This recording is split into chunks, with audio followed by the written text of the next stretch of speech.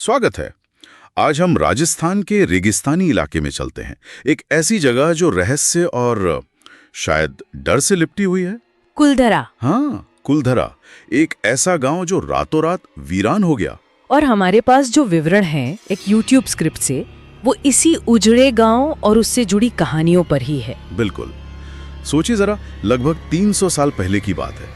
कुलधरा पालीवाल ब्राह्मणों का एक फलता फूलता, मतलब काफी समृद्ध गांव था। हाँ, जैसलमेर से ज्यादा दूर भी नहीं, करीब 18 किलोमीटर। एक जीती जागती जगह। लेकिन फिर पता नहीं क्या हुआ, एक ही रात में सब बदल गया। पूरा का पूरा गांव खाली, हमेशा के लिए। और यही बात सबसे ज्यादा चौंकाती है ना, कि एक भरा पूरा गांव अचानक वीरान कैसे हो गया।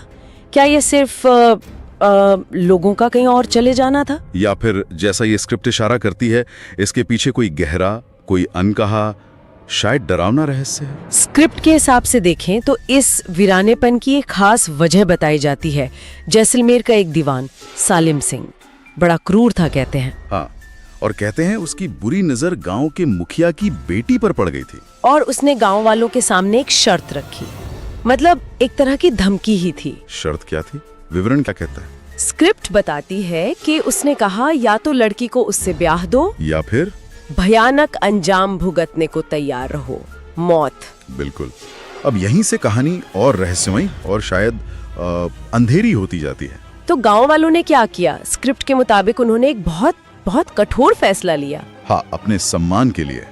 स्क्रिप्ट कहती है कि एक रात पूरे गांव ने, मतलब हर एक परिवार ने, एक साथ, बिना कोई निशान छोड़े, हाँ, बिना कोई सुराग छोड़े, वो अंधेरे में कहीं गायब हो गए, हमेशा के लिए। ये सोचना भी अजीब है, हजारों लोग एक साथ गायब, जैसे कभी थे ही नहीं। ये सामूहिक पलायन, ये अपने आप में ही बहुत असाधारण है। लेकिन स्क्रिप्ट एक और चीज पर जोर देती है, एक बहुत अहम पहलू। वो क्या? जाते जाते गांव वालों ने एक श्राप दिया। श्राप? हाँ, मैंने भी सुना है कि यहाँ फिर कभी कोई बस नहीं पाएगा। बिल्कुल। और स्क्रिप्ट कहती है कि ये श्राप ये आज भी कायम है। 300 साल गुजर गए, लेकिन कुलधरा आज भी वीरान है। इसे भारत की सबसे भूतिया, सबसे डरावनी जगहों में गिना जाता है, ऐसा स्क्रिप्ट में लिखा है। और ये सिर्फ वीरानगी की बात नहीं है, स्क्रिप्ट में उन अनुभवों का भी जिक्र है जो लोग वहां जाने पर महसूस करते हैं। अजीब से अनुभव, जैसे अचानक ठंड लगने लगना, भले ही मौसम गर्म हो, या अंधेरे में फुसफुसाहट की आवाजें सुनाई देना। हाँ, और ये महसूस होना कि कोई पीछे चल रहा है, कोई देख रहा है, साई दिखना। स्क्रिप्ट तो यहाँ तक कहती है कि पैरानॉर्मल जांचकर्ताओं को भी वहाँ कुछ गड़बड़ लगती है। असामान्य गतिविधियां दर्ज की हैं उन्होंने, ऐसा विवरण में है। कहते हैं दिन के उजाले में भी एक अजीब सा भारीपन महसूस होता है हवा में। एक डर, एक अनजाना डर। ये वाकई दिलचस्प हो जाता है कि क्या ये सब सच है। तो ये कहानी हमें एक ऐसे मोड़ पे छोड़ देती है ना, एक गायब हुआ गांव, एक श्राप की किंवदंती और बहुत सारी अनसुलझी बातें।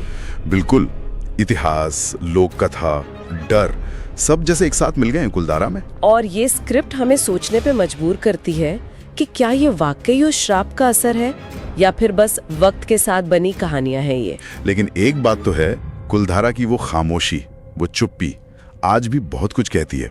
शायद उन लोगों भी कहानी कहती है जो आ रहते थे। सही कहा।